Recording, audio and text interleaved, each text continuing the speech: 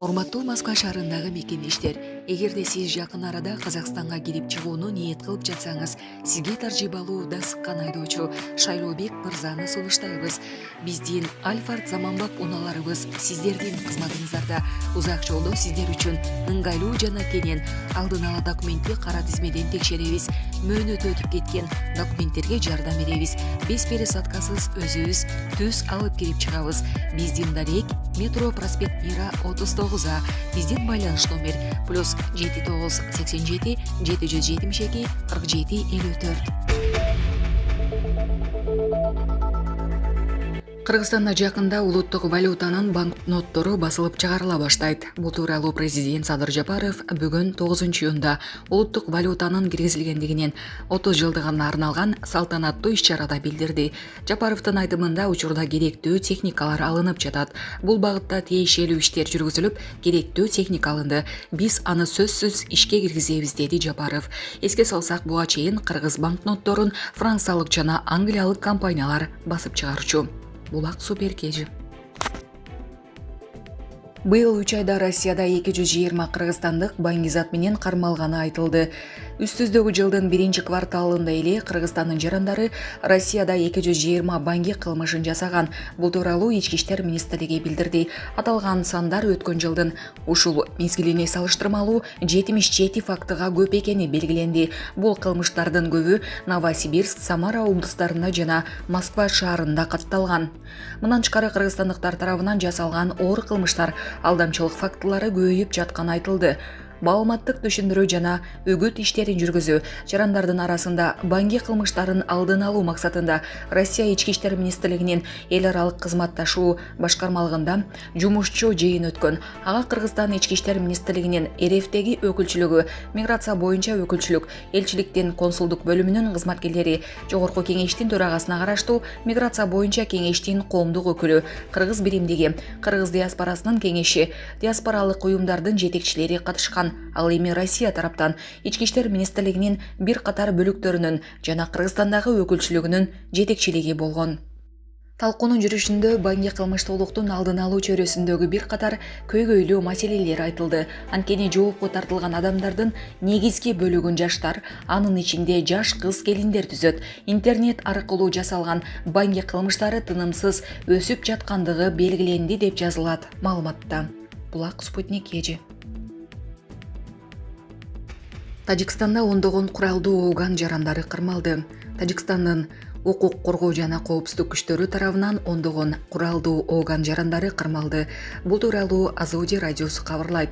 Маалым болгондой, Хатлон облустунун түштүк бөлүгүндө кармалган жарандардын арасында мурунку аскер кызматкерлери дагы бар. Азырынча тажик бийлиги бул боюнча эч кандай расмий билдирүү жасай элек. Азодинин айрым мамлекеттик органдардагы булактары бул маалыматты растап, кармалгандардын жанында курал жарак болгонун билдиришкен. Эске салсак, 2021-жылы августта Ауганстанда бийликке Талибан кыймылы келгенден кийин жүздөгөн аскер кызматкерлери, учкучтар, ошондой эле жөнөкөй жарандар коңшу Тажикстан менен Өзбекстандын аймагына өтүп, убактылуу баш калкалашкан.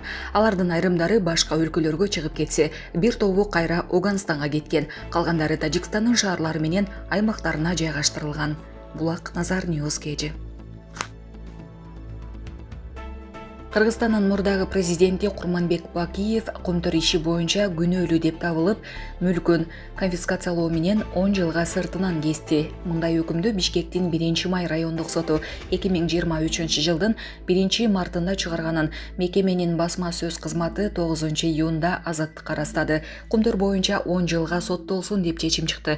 Мурда башка дагы сот чечимдери болгондугуна байланыштуу мурдагы чечимдерге кошуп жалпы 30 жылга соттолду, деди соттун басма сөз катчысы Темир Ильясов.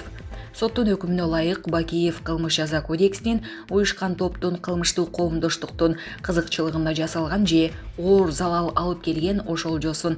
Мындан сырткары ал жаза мөөнөтүн өтөп бүткөндөн кийин 3 жыл мамлекеттик кызматтарда иштей албайт. Мындан сырткары 1-май райондук соту ушул эле иш боюнча Максим Бакиевке, анын өнөктөшү Алексей Елисеевке жана Геология жана минералдык ресурстар агенттигинин мурдагы жетекчиси Капар Курманалиевке дагы өкүм чыгарган.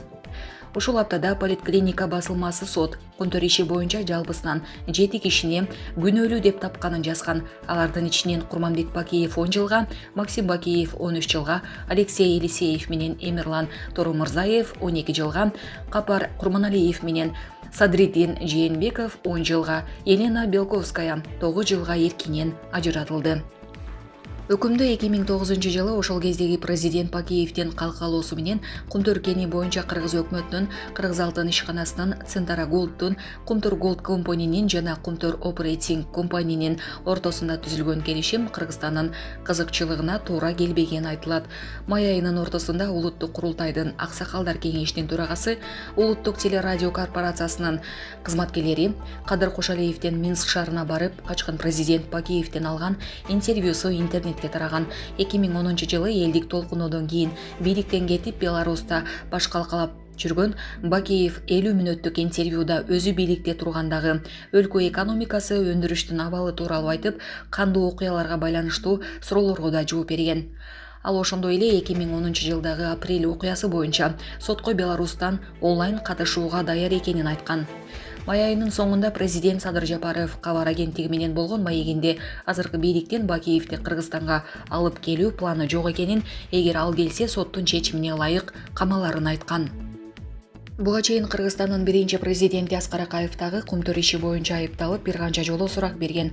Ал 2005 жылы качып кеткен бойдон 2021 жылдын 2 августунда тергөө менен кызматташуу үчүн Кыргызстанга биринчи жолу келген.